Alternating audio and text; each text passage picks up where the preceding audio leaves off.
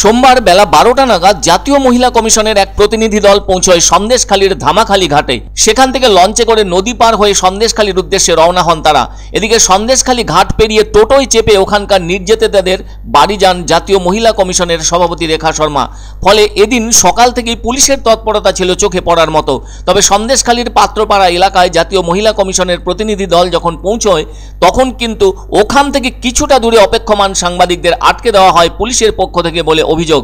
ফলে প্রশ্ন উঠেছে, এখনো পুলিশের কেন এত কড়াকড়ি সংবাদ মাধ্যমকে কেন্দ্র করে? অন্যদিকে গত সপ্তাহে জাতীয় মহিলা কমিশনের যে প্রতিনিধি দলটি সন্দেশখালী গিয়েছিলেন সেই দলের সদস্যরাই রয়েছেন সভাপতি রেখা শর্মার সঙ্গে।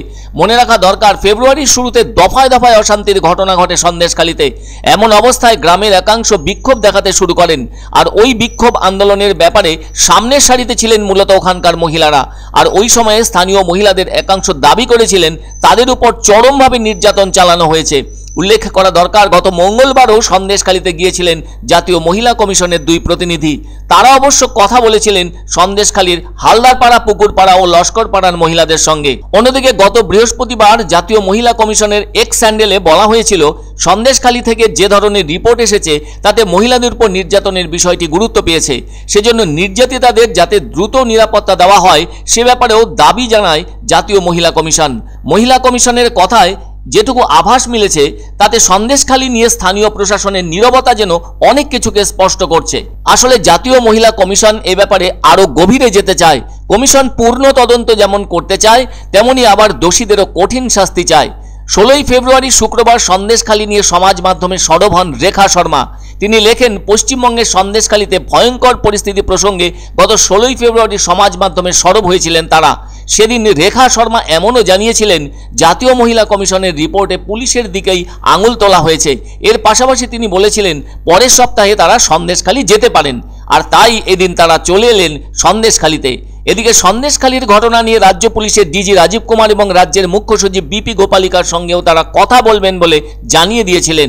এ প্রসঙ্গে উল্লেখ্য, গত সোমবারও কিন্তু সন্দেশখালী গিয়েছিল রাজ্য মহিলা কমিশন। স্থানীয় মহিলাদের সঙ্গে কথা বলে রাজ্য মহিলা কমিশনের প্রতিনিধিরাও জানিয়েছিলেন এমন কোনো মহিলাকে তারা খুঁজে পাননি যিনি প্রকাশ্যে শ্লীলতাহানির অভিযোগ সামনে এনেছেন। আর ওই নিয়ে তদন্ত করতে পুলিশের পক্ষ থেকে 10 সদস্যের একটি দল গঠন করার পর ওই দলটি সন্দেশখালী গিয়েছিল গত মঙ্গলবার। আর তাই সোমবার সন্দেশখালীতে এলেন জাতীয় নির্বাচন কমিশনের এক প্রতিনিধি দল, যার চেয়ারপারসন রেখা শর্মা।